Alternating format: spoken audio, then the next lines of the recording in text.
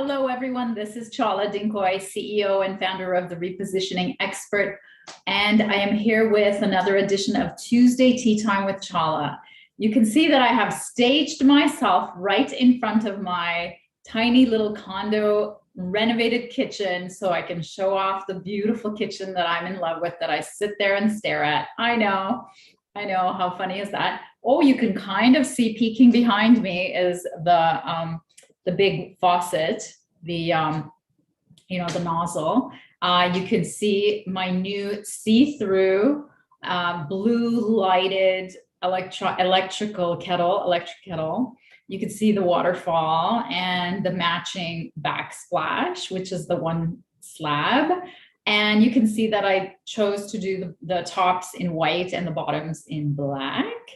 And I went away from the two-pronged pulls, and I went for the one little square buttons. So they kind of get lost in the bottoms. But anyway, so I'm just in love with the look. I'm enjoying it. Let me enjoy it. I will look back at this and probably laugh, years later, hopefully. But so, yeah, I wanted to share my new kitchen with you as much as I could, as much as you can see. I mean, this is pretty much it. Unless you're standing in it and eating something horrible that I've cooked, you're not going to get any closer to the experience. So what are we talking about today? We're talking about marketing. Let me just take a sip. Okay. So we're talking about 5 things corporate buyers want. So you know that if you've been listening to me for some time, that I've been in the corporate space. I worked for Pepsi, Pizza Hut, Frito-Lay for 18 years. And most of that time I spent saying no to vendors like us now who are trying to sell, because we had vendors of record. We already had somebody doing those things. I couldn't see any perceivable difference in what the new vendor was trying to do or say. Their pitch often sucked. It was super generic. And even when they did come to the table and they were able to secure a meeting with us, they couldn't deliver some of the things that I'm going to be talking about today. And so I help now, for the last 9 years, I work with companies to help them get into corporations and to sell to other corporations. And here are the things that we work on with clients to develop, because these are the 5 things that corporate buyers are looking for.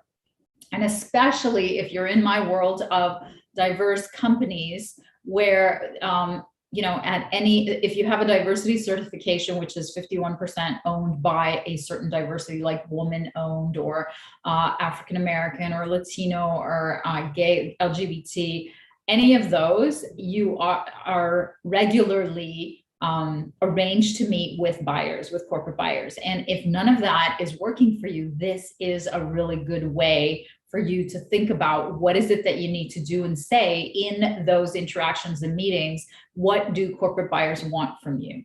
Okay, so the first thing that a corporate buyer wants at all from you, from anyone, and just in general, is to look like a hero. The higher the paycheck, there's a saying in the corporate world, the higher your paycheck, the more time you have to spend justifying it. So that means that you have to pull tricks out of your hat. You have to look like a hero all the time. You have to save the day. And what I mean by that is you have to bring innovation.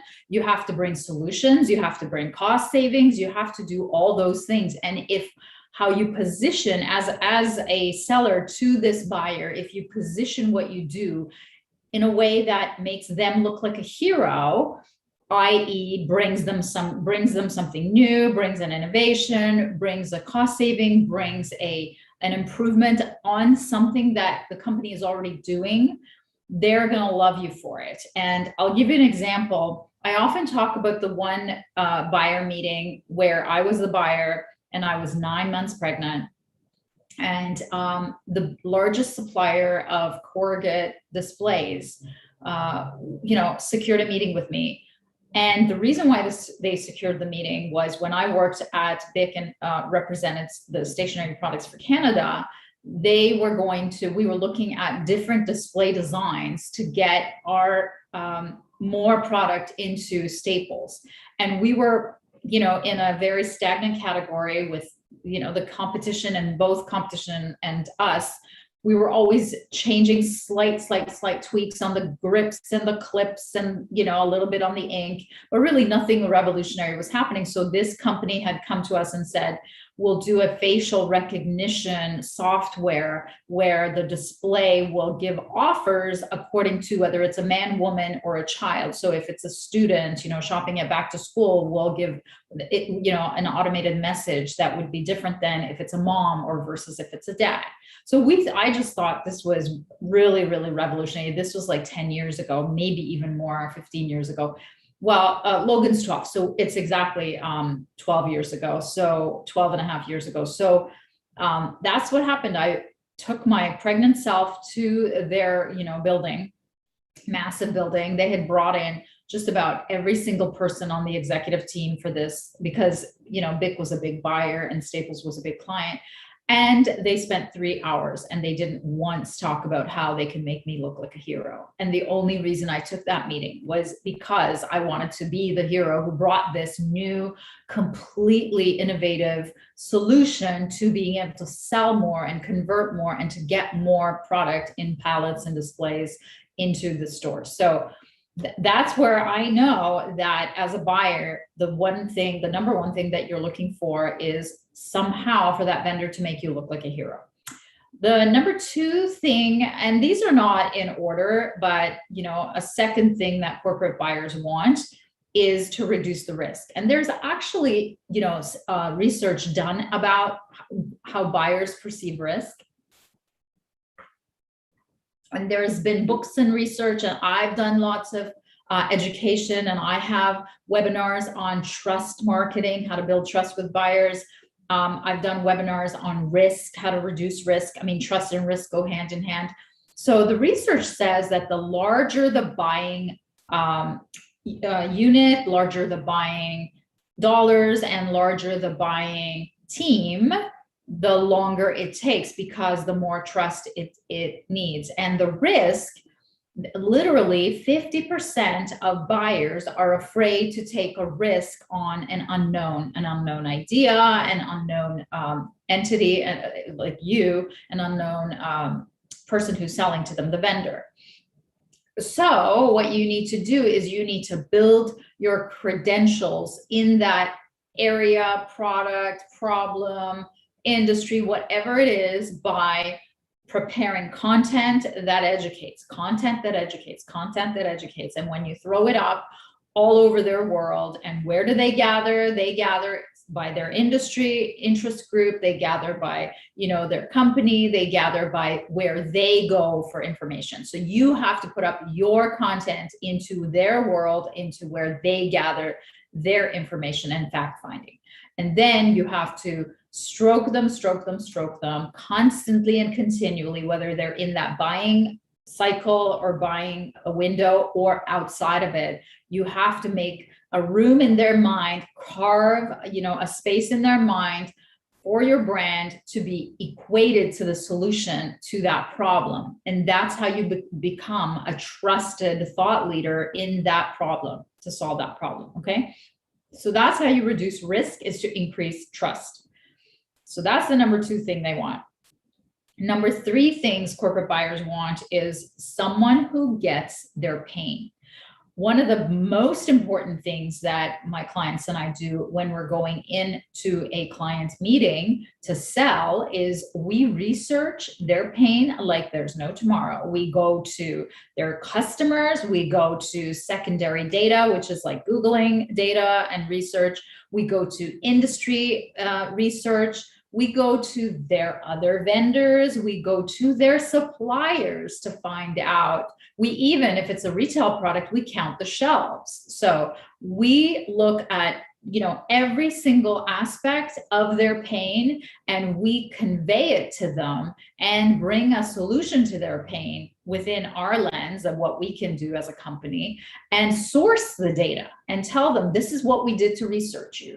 This is how many stores we went to. This is how many people we talked to. And it blows people away because nobody takes the time to do this. And when I was hired and, to come on to help vendors and train their staff in how to do this, they used to hate me. The staff used to hate me because they used to just show up and throw up and give the same generic canned, these are how many offices we have. This is what our culture and mission. This is how many years we've been in existence. And here's a few projects we've done. Two, doing all this crazy research down to one account. So you can imagine how popular I was with sales teams, but it worked. It worked when the sales person understands that you have to be speaking the buyer's pain, they get it. And so often it used to happen that we had the biggest vendors in the country, in the world, come to us and they hadn't done the prep. They would just show up and throw up. And I would just walk away and say, this was the worst presentation ever, always, because it had nothing to do with me, nothing to do with my pain, nothing to do with the scale and scope of my budget, nothing to do with my industry. You're just talking to yourselves if you are not talking to my pain. And in order to know my pain, you have to really dig deep and do the research, which is why I'm such a huge proponent of niching. When you niche, you really get to know that industry, that problem, and so on, which brings me actually to the number 4 thing that buyers want. And this is true for employees. This is true for vendors. They want an industry specialist. They really, really want you to be specialized in their industry so they can see that you've played with the big boys of the same size, of the same industry, and that you've delivered results for them.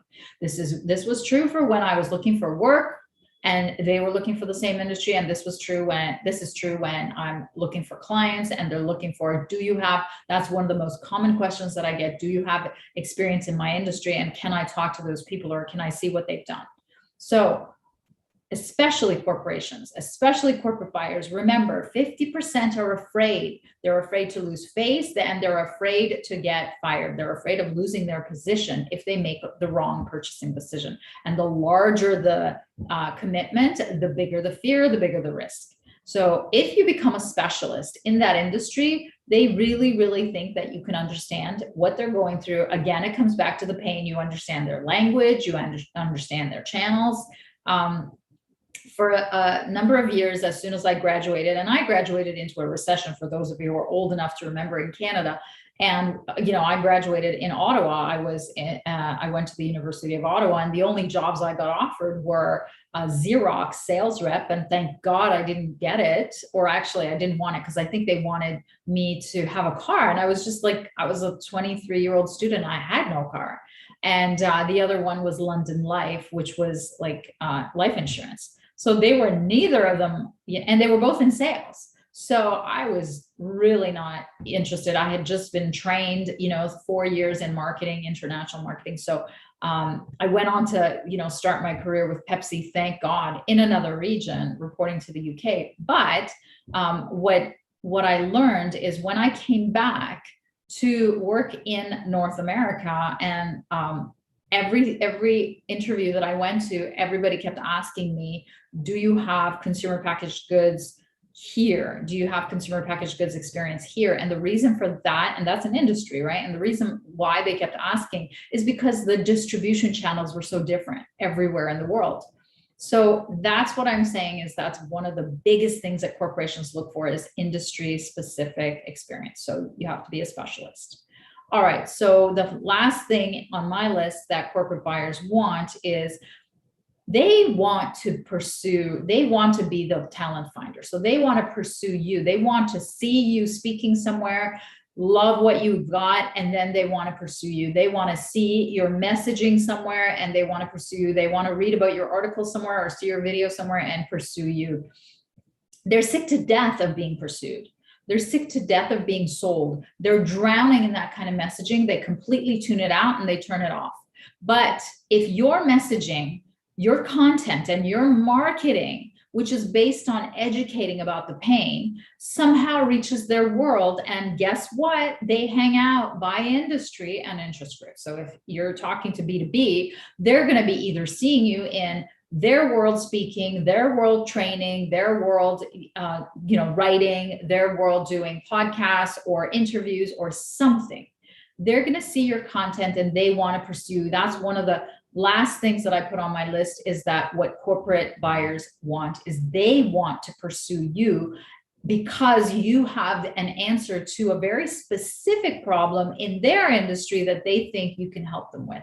So that's the last one. It's a bit of a twist. And I found that I've hired that way when I was a corporate manager, when I found, a hidden secret gem, or I reached out to someone because I saw them speaking because we really needed that kind of help, or I read their book and I wanted to hire them. And I've also been on the receiving end. I've written 4 books. People go crazy, excited that they're writing books, and God bless them. But I don't use books to sell. I use books to educate into a sale, because I've never sold a single book, but I've given them away as giant business cards. And it always converts because you're educating people into a sale, which then turns the buyer into the pursuer. So that's what they want to be. So that was my 5 gems of what corporate buyers want. I hope that was useful. Let me take another sip. I hope you like my kitchen. It's a big trend to do the different colors. I'm hoping it's not going to be a fast passing fad, but yeah, I thought I'd dress in black to match the bottoms. So I hope that was helpful, everyone. See you next Tuesday. Bye-bye.